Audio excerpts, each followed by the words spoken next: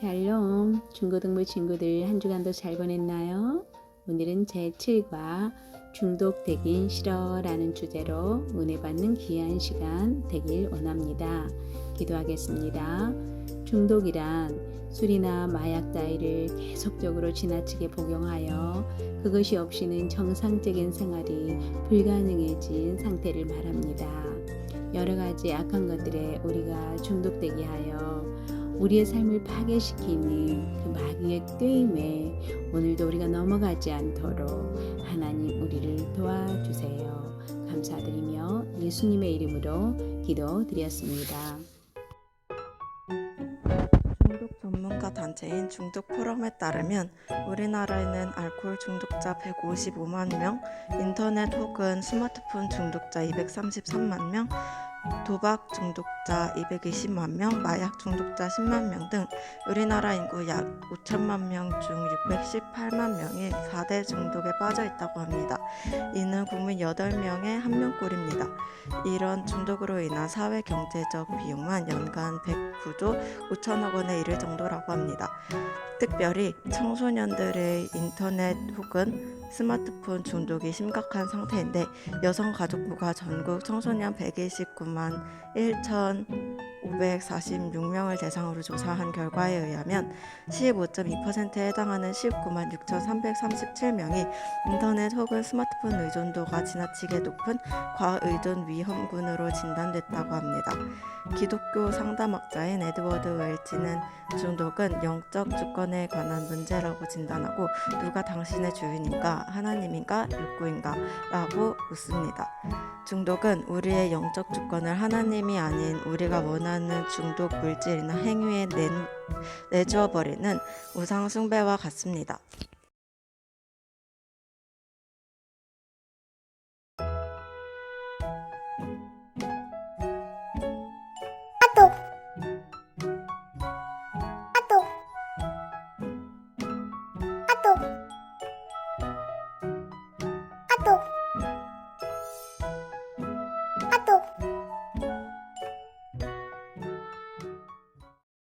마가복음 5장 1절로 15절 말씀. 예수께서 바다 건너편 거라사인의 지방에 이르러 배에서 나오심에 곧 더러운 귀신 들린 사람이 무덤 사이에서 나와 예수를 만나니라. 그 사람은 무덤 사이에 거처하는데 이제는 아무도 그를 쇠사슬로도 맬 수 없게 되었으니 이는 여러 번 고랑과 쇠사슬에 모였어도 쇠사슬을 끊고 고랑을 깨뜨렸음이라. 그리하여 아무도 그를 제어할 힘이 없는지라. 밤낮 무덤 사이에서나 산에서나 매일 소리 지르며 돌로 자기 몸을 해치고 있었더라. 그가 멀리서 예수를 보고 달려와 절하며 큰 소리로 부르짖어 이르되 지극히 높으신 하나님의 아들 예수여, 나와 당신이 무슨 상관이 있나이까? 원하건대 하나님 앞에 맹세하고 나를 괴롭히지 마옵소서 하니, 이는 예수께서 이미 그에게 이르시기를 더러운 귀신아 그 사람에게서 나오라 하셨습니다. 이에 물으시되 내 이름이 무엇이냐 이르되 내 이름은 군대니 우리가 많음이니이다 하고 자기를 그 지방에서 내보내지 마시기를 간구하더니 마침 거기 돼지의 큰 떼가 산 곁에서 먹고 있는지라. 이에 간구하여 이르되 우리를 돼지에게로 보내어 들어가게 하소서 하니 허락하신대 더러운 귀신들이 나와서 돼지에게로 들어가매 거의 2,000마리는 되는 떼가 바다를 향하여 비탈로 내리달아 바다에서 몰사하거늘 치던 자들이 도망하여 읍내와 여러 마을에 말하니 사람들이 어떻게 되었는지를 보러 와서 예수께 이르러 그 귀신 들렸던 자 곧 군대 귀신 집혔던 자가 옷을 입고 정신이 온전하여 앉은 것을 보고 두려워하더라. 아멘. 읽은 말씀을 깊이 묵상하며 질문에 답해 봅시다. 거라사의 광희는 오늘날 무엇인가에 중독되어 있는 사람의 모습을 연상시킵니다. 그의 삶의 특징은 무엇입니까? 거라사의 광희는 정상적인 장소에서 살지 못하고 무덤 사이에 거하며 산을 돌아다니며 살았습니다. 그는 밤낮 가리지 않고 소리를 지르며 사람들에게 피해를 주었습니다. 뿐만 아니라 돌로 자신의 몸을 상하게 하며 자신에게도 피해를 주었습니다. 사람들은 그를 쇠사슬과 고랑으로 메어놓기도 했지만 그는 그것들을 깨뜨려버리고 뛰쳐나갔습니다. 자신은 물론이고 그 누구도 그를 제어할 수 없었습니다. 무엇인가에 중독된 사람 또한 정상적인 생활을 하지 못하고 자신은 물론이고 남에게도 피해를 줍니다. 또한 스스로는 물론이고 남들도 그를 제어할 수 없습니다. 거라사의 광인이 그와 같은 비정상적인 삶을 살았던 이유는 무엇인가요?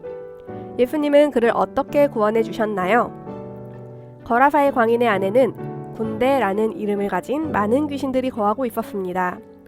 군대라는 말은 로마 군대의 군사 용어로서 6,000명으로 구성된 한 개 군단을 가리키는 말입니다. 이는 그만큼 큰 능력을 가진 귀신들이 그 사람 안에 거했다는 것을 의미합니다. 그러나 그 귀신들보다 더 능력이 많으신 예수님께서 오셔서 그들을 쫓아내주시고 그 광인을 구원해 주셨습니다. 중독 상태는 자기 힘만으로는 벗어나올 수 없습니다. 그러나 한 사람을 붙들어매는 중독의 힘이 아무리 강하더라도 주님은 그것을 끊어주시고 우리를 능히 구원해 주실 수 있습니다. 중독에서의 온전한 해방은 단순히 의학적인 도움뿐 아니라 영적인 도움을 필요로 합니다. 예수님에 의해 구원받은 거라사의 광인은 어떻게 변화되었나요? 사람들은 광인이 옷을 입고 온전한 정신으로 앉아있는 모습을 보고 깜짝 놀랐습니다. 그는 이제 정상적인 모습을 회복하게 된 것입니다. 온전히 회복된 그는 나중에 자신이 체험한 놀라운 일들을 갈릴리 호수 동편과 요단 강가에 인접한 10개 도시들에 전파하였고 많은 사람들이 예수님을 믿게 되었습니다. 나누고 실천하기.